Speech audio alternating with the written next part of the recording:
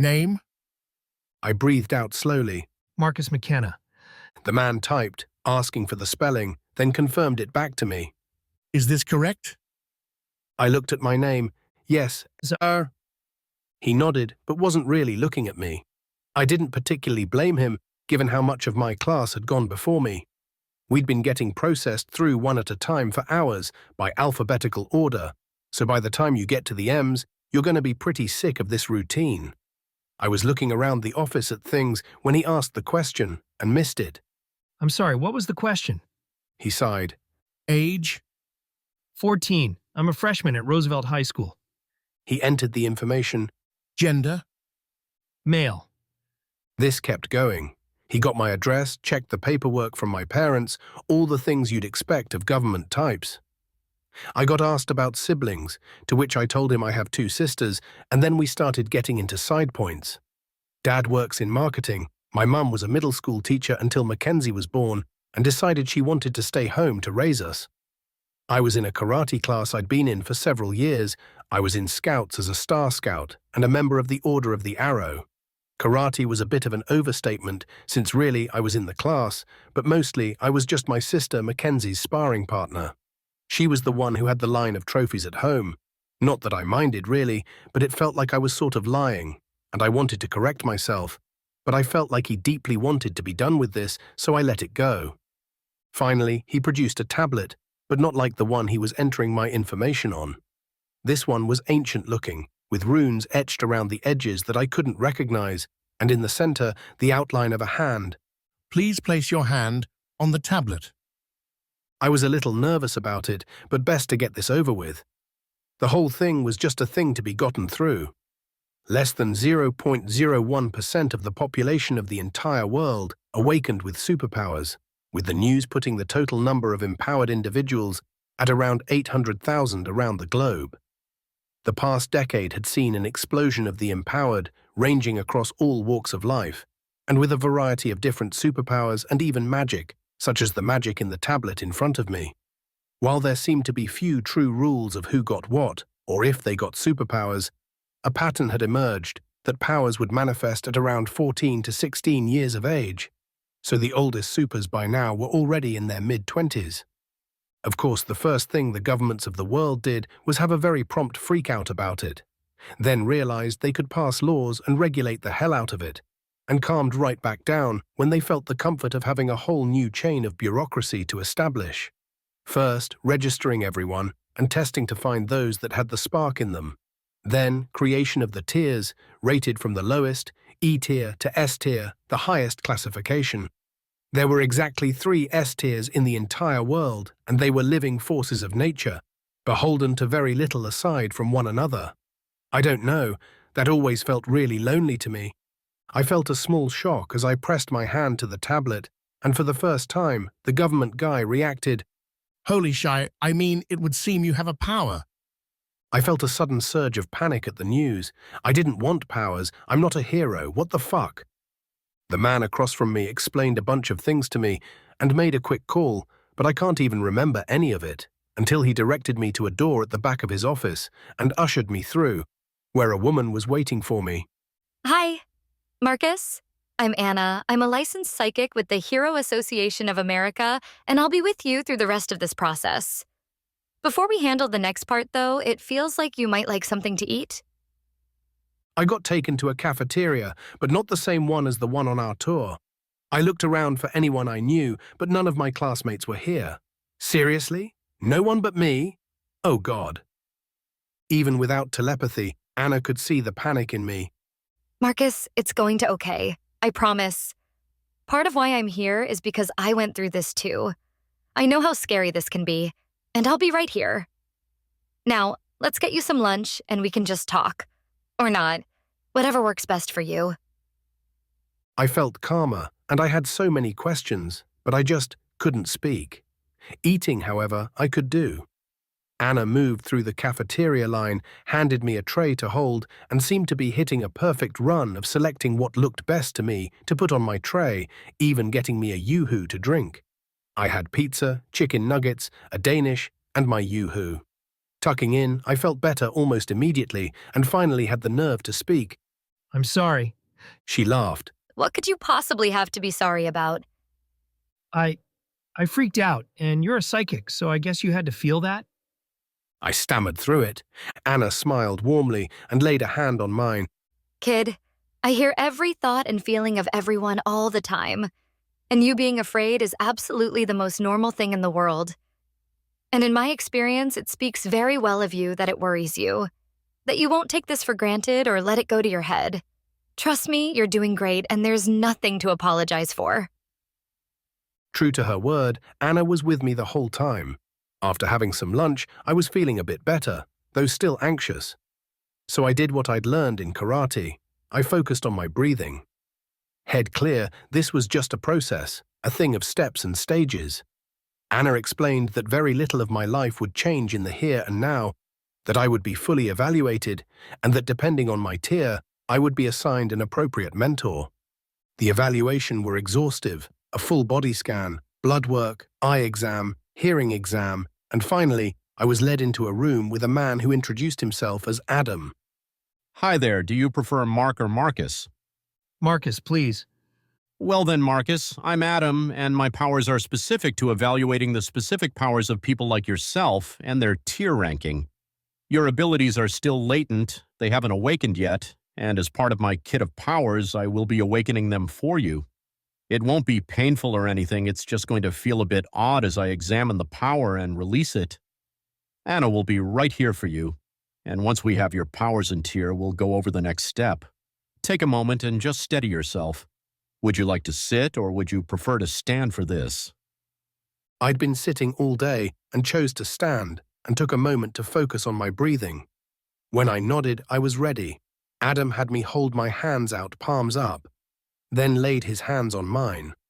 I felt, funky, as I felt an energy move up my arms until it spread throughout my body.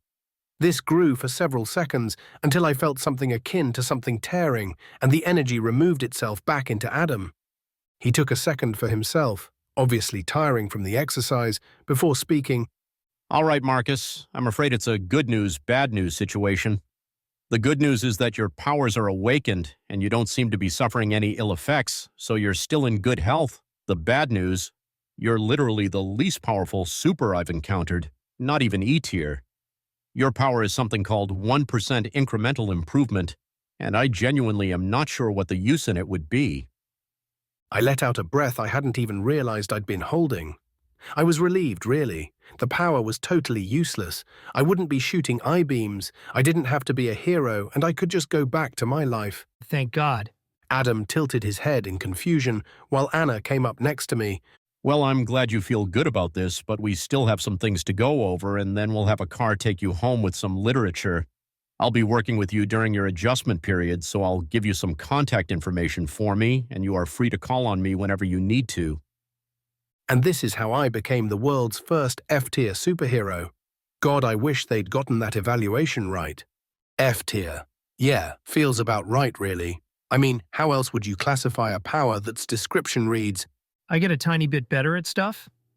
They did send me home with some pamphlets and such, but I pretty much just handed those off to my parents, along with the badge with my picture on it that I received before leaving, and went straight to my room. It had been a long, tiring day, and it was fully night by the time I got in. With the school year just around the corner, I had about 2 weeks left of summer vacation, and I wanted to use it to do as little as possible. I would still have my regular karate classes, but aside from that, my schedule was wide open until Mum's Labor Day weekend new clothes extravaganza. It seemed, however, that there was no immediate reprieve coming, since I got woken up first thing by Daryl calling me. Seriously, man, 8 a.m. on a Saturday? Yo, you didn't come back with us. You got powers? Daryl was one of the rare people left in the world that was a comic book fan. The comics industry had pretty much imploded when superpowers became a reality. 'Cause who's going to read comic books about fictional superheroes on a fake Earth when the real thing is right there? Daryl.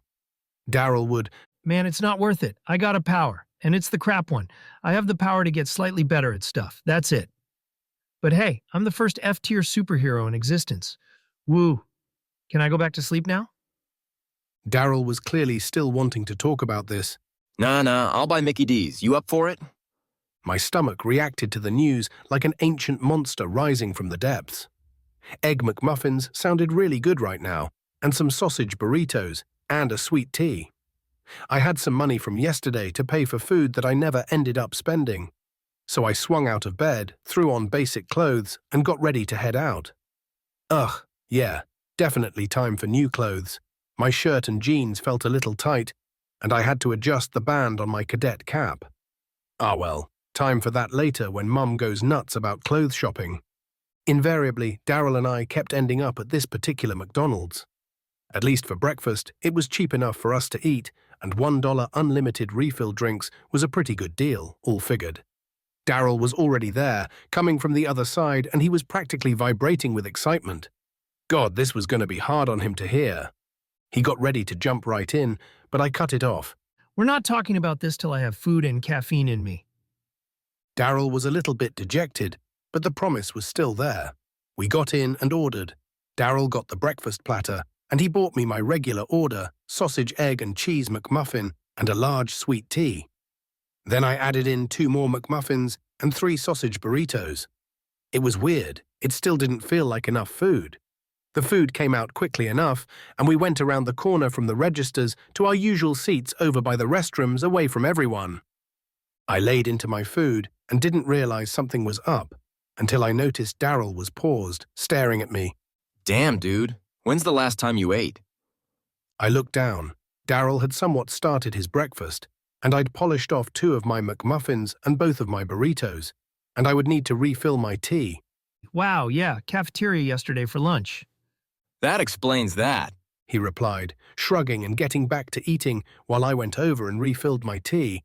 Then I stopped back at the counter and dropped the rest of my lunch money on a couple more sandwiches and a large mocha frappuccino. Damn, I was hungry. We kept eating until Daryl decided he'd let me get enough food in me. Okay, so what was it like? I swallowed my bite of McMuffin and considered a moment. I mean, when the tablet glowed, the guy doing the exam nearly swore, but honestly, it ended up being nothing. Met a couple of other supers who were doing the evaluation. Anna's a psychic. She was just there like Mrs. Brown in the guidance office. And Adam, he was the guy who awakened my powers and told me what they were. Mostly it kept ratcheting between really scary and totally boring. His enthusiasm for the moment didn't weaken even a little. Yeah, but you said you were the first ever F tier. How'd that happen? Don't get wrong, Daryl is my best friend. We'd been together as long as either of us had memory. And aside from some arguments and fights here or there, we'd always been best friends. But his constant upbeat excitement could be, we'll call it spiritually taxing. If someone ever figures out how to harness his energy, I swear we'd be off fossil fuels in under a year. Well, that's basically what happens when you get the worst superpower ever discovered. I get slightly better at things, that's it. No superflight, speed, nothing. I just get better at stuff. He didn't specify what, though. Daryl sat back and looked sort off into the middle distance for a moment. Yeah, but what was the power actually called?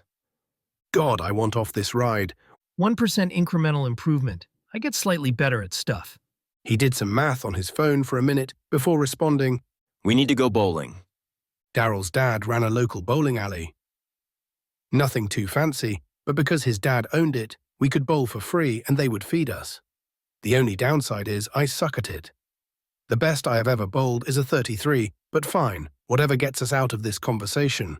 At least they have chili dogs and never-ending root beer. Why am I still hungry?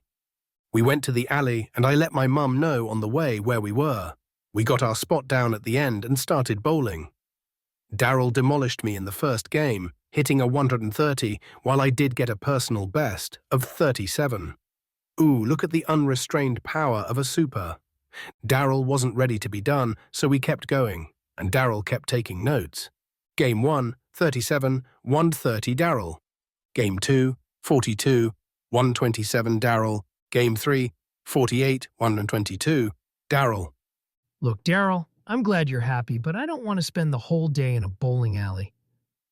He looked like he was about to explode with energy. No, dude, you don't get it. You've bowled your best game ever, every time. Look. He'd scored every game on paper and showed me. Huh. He hadn't marked his own scores, just mine, and with it laid out on paper, it was easier to see it. Yeah, I still sucked, but I was more on target every time. Daryl's grin threatened to swallow his whole head. Don't you see it, man? I mean, it was neat and certainly better than I'd ever done, but I don't feel like it merited this degree of energy into it. Daryl was getting frustrated now and took out more paper. Look, okay, let's say you have $1, right? Now let's say that every second the dollar gets 1% more valuable. How much money would you have in just one day? I did the math on my phone. $864. I mean, it's neat. Daryl slapped hands down on the table we were scoring at. Wrong. You're doing the math wrong. Look. He started drawing out the equation. $1 became $1.01, then 1 soon, and Daryl explained as he continued the equation. Every second, the number gaining the 1% increase is slightly higher than the last time. 60 seconds in a minute, 60 minutes an hour, and 24 hours in a day. That's 86,400 increases in a single day. Keep bowling, I'll score it. I need food. Chili dogs achieved, I went back to bowling. Daryl took notes and started recording on his phone while I just kept rolling a ball down a lane. At first, I really didn't have much faith in this, but he was right. My scores kept improving and improving by slightly more each game. By the 10th game, I was easily beating Daryl's best scores. I wasn't getting better each game, I was getting better every time I picked up and rolled the ball. It didn't faze Daryl in the slightest, and he only seemed happier as it went on, but something felt off. Hey, Daryl, the ball feels weird. It's volume too light? Yes, I was right. He exploded out of his seat and rushed over. I didn't even know if it'd be a thing, and it is. Quick, put the ball in your other hand. I switched hands and felt the regular weight come back, while Daryl started grabbing my shoulders and squeezing. Dude, not doing a massage right now. No, I'm checking your shoulders. Feel it, your right shoulder feels tougher and thicker. I set the ball down in the return, and sure enough, he was right. Looking, there was a slight difference between my left and right arms. Things had shifted, and I felt a slight alarm, but Daryl could not be stopped. Switch hands, bowl with your left until it feels the same as it did with your right. Okay. I started bowling again, following the directions, and it was like a soft reset. I sucked again, not quite as bad as I'd started, but again it started going up. With every roll of the ball, I was getting better. When I caught up to my right, I started switching arms between bowls, and by the time we left, I did the impossible. I hit a perfect 300 once with my right and once with my left. In the matter of half a day, I had gone from sucking to perfect scoring back to back while switching hands. I thought I would be absolutely exhausted, but mostly I was just starving and grabbed a lane pizza before we headed out. Once we were outside, Daryl checked my shoulders again. Yep, just like I thought. I was a bit tired, but the pizza smelled too good to wait, so I grabbed a slice. An explanation would be great, man. Okay, so this is really just a hypothesis right now, but I'm pretty sure they screwed up your eval. It's not just the bowling, though that was insane to watch. Your shoulders and arms improved while you were bowling. It wasn't just a matter of you bowling better with each throw. Your body incrementally improved with every roll of the ball. That's why the ball got lighter. It didn't. But it didn't feel like as much weight because the muscles in your arms got 1% better every time you picked the ball up and moved with it. Your form got better too. I got that on video, and that is why you're eating so much. I shook my head and swallowed. What the hell does that have to do with my eating? He was all teeth with the smile again. Because man, you needed all that protein because your body was literally improving in real time. Like, you remember that thing, that one Thor guy who was on Game of Thrones? Peter Dinklage talked about how the dude ate 6 whole chickens at dinner the one night. That's because he's a serious weightlifter, and he needs the calories and protein for muscle maintenance and growth. That's you, dude. So far today, you've eaten 5 McMuffins, 4 large teas, 2 sausage burritos with salsa, a large frap, 4 chili dogs, a soft pretzel with cheese, mod sticks, about a gallon of root beer. You ate the ice that came with it, and you're gonna finish off that pepperoni pizza before you get home. I made excuses and said my goodbyes to Daryl, who did take it in stride, calling it my brood on a rooftop time, and citing that tons of heroes did it in comics. I kind of understood why now, even though it had seemed silly before. Oddly enough, I went by the high school and took a seat on the bleachers by the football field. No one would look for me here, which is what I wanted. It was all too much. Jesus, just over a day ago, I just wanted to cruise through the last bit of my summer vacation. Maybe do some huge Minecraft project. Now my body was changing so fast you could see differences. I had all these expectations. I needed everything to just quiet down. I don't know what to do, and I'm terrified, and even the act of eating is now somehow locked to all of this. It's my whole life, and I don't want it.